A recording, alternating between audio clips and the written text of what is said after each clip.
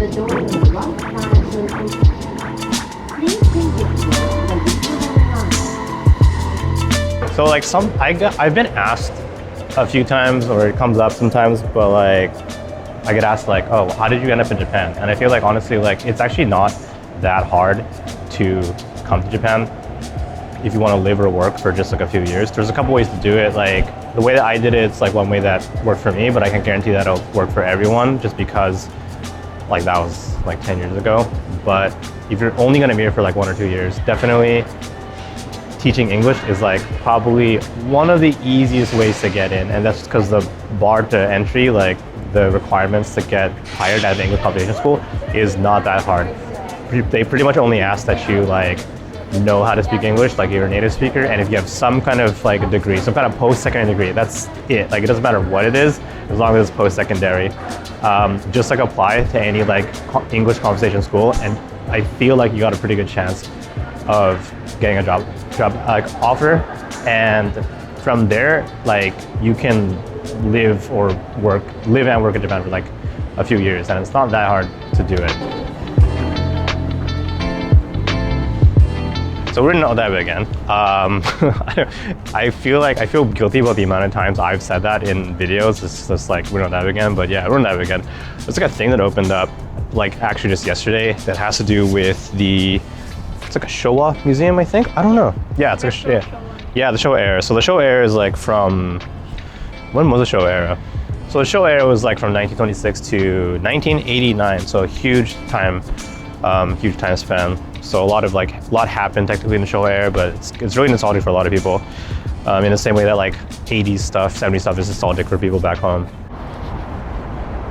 Because the turnover rate for like teaching English jobs, like those kind of jobs are so high, like they're always hiring new people. So like if you really want to try it out for a little bit, yeah, you can just apply. And I feel like, I could be wrong, but I feel like you have a pretty good chance of, you know, getting an email or something. But yeah, staying beyond those 2 years is the hard part. If you want to live in Japan for more than just like a few years, like you feel like you want to like live in Japan, definitely consider trying to work on like some kind of specialized skill, like coding, programming, or engineering, something that's in high demand, something that would that always be in high demand, or being like really good at Japanese, that you kind of have the flexibility and the mobility to go to any kind of like office job or something like that that's tangible to whatever, you know, post-second degree you have. But I feel like, yeah, there's a lot of people that want to come just to see what it's like to live in Japan for a few years, and if that's you, that's perfectly cool. Like if you have the ability now in your life, like you're not married, don't have a lot of kids, like you can leave your home country and you just want to see what it's like, then chances are you can do it. Like just, you know, you can apply with whatever post-second degree you have and be like, yeah, I come from a country that speaks English. Just try it out, and you know, I feel like you have a pretty decent chance of being able to live here. But beyond those 2 years, beyond those first couple years, that's when most people go home. For me, yeah, I got into Japan by like the English teaching route, which I feel like is a pretty, yeah, it's an easy way, I think, for a lot of people to come in. Like I said, it's because I feel like the barrier to entry is not that high. But of course, there's other ways to get into the country that might work for you. So obviously, one way will be if you're just like super specialized, you have a skill that's in demand, and there's a job for you that people will want to hire you for. Another way to get in, I think, is to just be super rich, like the PewDiePie method. That might not be for everyone, but it is an option. If you have a lot of money, you have money, yeah, you can come in on the super rich visa. So yeah, of course, there are ways to get in if you want to just live here for a few years, just see what it's like. Like I said, if you have the mobility right now, you're at the point in your life where you can move and live in another country for a little bit. But the English teaching way is a really common way to do it. So right, it's 4th floor, right? Yeah, 4th floor.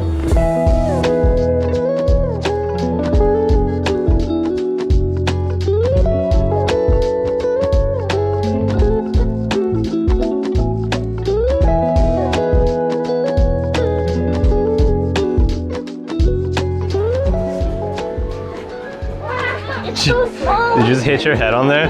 That's funny. You're right. It's actually really small in here. Yep. Yeah, that's what I did too. Oh, it's a Mazda. It's a very classic Japanese car. Holy shit. Why is this car so small? It is actually kind of uncomfortably small in here. This is a tiny car. It's a very small car. I'm on a motorbike. How cool is that? So this is really cool. This is called the Retro Museum. It just opened up, yesterday. So I think we're here at a good time. And like I said before, it's all Showa era stuff, and they've basically tried to just recreate what it might look like to be around in that times. Now I'm sitting on a motorcycle, which I guess is from this is what it would have been like from a couple decades ago. So yeah, it feels like I'm in a theme park, except with no rides. You just kind of go around and sit on stuff and pose for pictures, but it's honestly, it's kind of fun. It's pretty interesting. What is this thing? Oh shit! I guess it's a real TV, probably. Is it? See it. Like, I don't want know. to see it, but I guess they don't have one.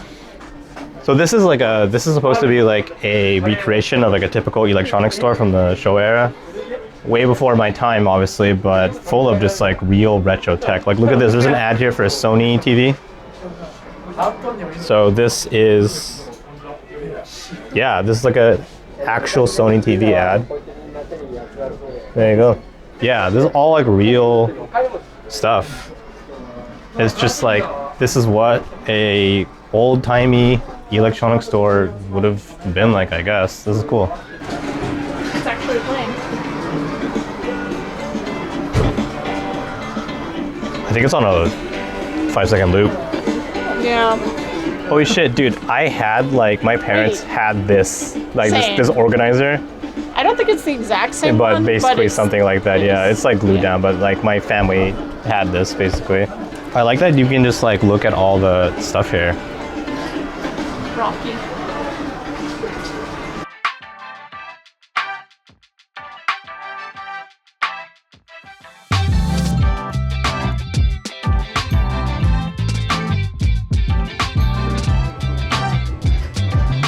Okay, pretend like you're working, you're a Showa era office lady.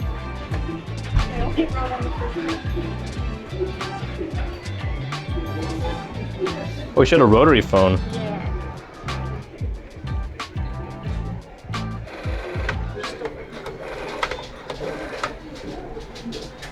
Hi, Mom. Yeah, I'm just at the office. Yeah, child labor laws, I know. Can you come get me, please? Oh God. It's like a snack bar. Yeah. I'll be the mama.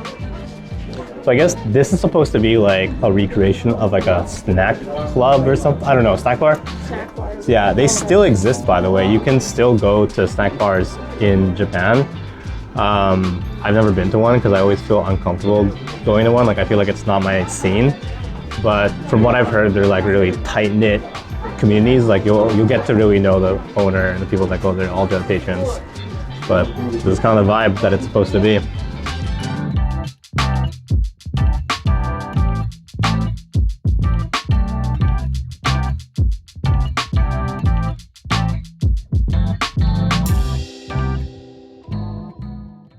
But how old is Perfection?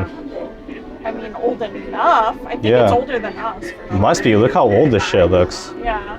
And then Whoa. Space Chaser. If you want to like stay in Japan for longer and you just want to quit teaching English and like move on to another job, I would highly recommend getting some kind of Japanese language proficiency, either like certified, like the JLPT test, or just like learning Japanese yourself. So like maybe learn up to N2, or just get really, really good at Japanese, because they will ask for it. Like, employers will want you to be able to speak really good business Japanese, and knowing Japanese will absolutely improve your options, like improve your chances of finding another job outside of teaching English. Hi, Mom? Yeah. I'm done at the snack bar. Can you come pick me up?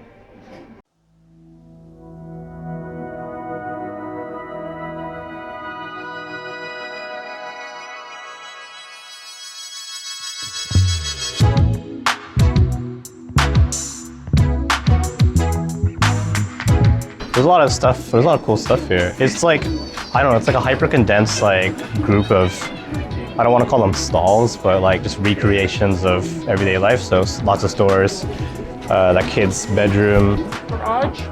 Yeah, the garage, and then there was like just this alley. This is typical alley space kind of thing. So just super condensed little snippets of everyday life from the Showa era. Check out this kitchen. Holy shit, it's weird like walking into like a well-dressed like set area. This is a lot like my kitchen area from my first apartment living in Japan. Honestly, except mine was even worse than this. Like I only had a single burner instead of two, and then I had what barely would qualify as a sink. But this, Not this old. yeah, not this old, but this is kind of like what I was working with when I first moved here. Like we're just suddenly in someone's house, and there's like a meal here. That's obviously not real food, but Yeah, I'm gonna eat that shit. yeah, when I sit down at the dinner table. But yeah, if you apply for other jobs, like they're probably gonna ask you about your proficiency and stuff. So definitely get good at Japanese. Like be really comfortable with some business level, and I would say try to be as comfortable as you can. Just with Japanese, like it would really help to study and to get really good at it. If you want to move on, you want to like find different jobs. Hi, Mom? Yeah. Yeah, I'm done at the bathhouse if you want to come get me. 10 minutes? Okay. I guess we're in school right now. We're in a Showa era school. So I guess there's like a science related room. You can tell from all the science things. Let's go around the corner. I think there's like an actual classroom around the corner. Let's go take a look.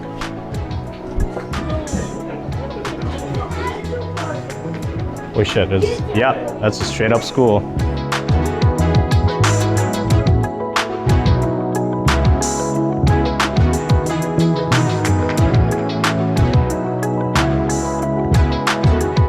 So having like high-level Japanese will help you find another job for sure, but like beyond that, like it will also really help if you have like a specialized skill of some kind. Obviously, that's not everyone, but if it is you or you have a skill that you think would be very useful to find a job, then like pimp that. Like try to, find jobs that would accommodate that. Hi, Mom. Yeah, I'm at this random person's house. Can you come get me? You want to check out here's the bathrooms at the school. So, we came out of the classroom and then now we're in the bathroom area. So this is what it is. We have women's on this side and men on, that's men? No, it says not able to use. There's no men's. This is just the women's. Whoa, hello. I think, yeah. I guess it's occupied. I guess the bathroom is occupied right now. Yeah. Do you want to try to open it? I'm scared. I don't know if you can. What's the yokai? There's like a famous yokai that like inhabits women's bathrooms, and that's what this is supposed to be. So someone's in here, obviously. Someone's using the bathroom, but I can't remember what it is right now. Let me know if you remember, but yeah, there's some kind of yokai that inhabits women's bathrooms. Here's how to use a squat toilet. So the ghost is still very active right now. Yes, definitely face the hood in proper distance from the hood. Don't face it backwards. Don't shit on the ground. The knob doesn't turn, you just a push. Goodbye, school. So yeah, so that was the retro. It's just called the Retro Museum in Odaiba. Opened yesterday. Fun. I like that. This Worth one. The price. It was what? Yeah. 1,300 yen per person, per an adult rather. But it was really cool to be able to touch everything. Like you can play around and stuff, and not just like see, but look and touch. So that's why it was fun. Mm-hmm. Yeah. All right, we should probably find food. Also, my voice was really high just there. Yeah. All right, let's go find food. So it's a little past 6, so we're gonna grab food, I guess. So, what are you feeling? What do you want to get? We're getting skimming. We're getting skimming.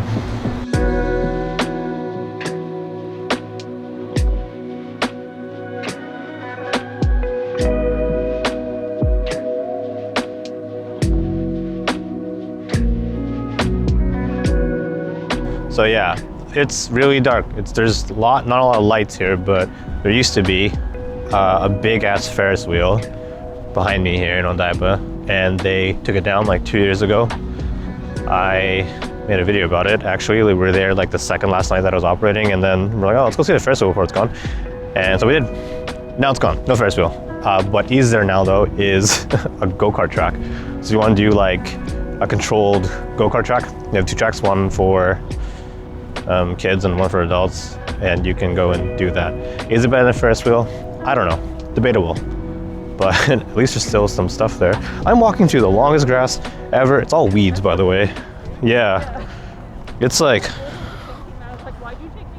this used to be like well maintained. Now it's weeds. It's kind of soft though, I'll tell you that. Shoes are a little wet, but that's okay, I guess.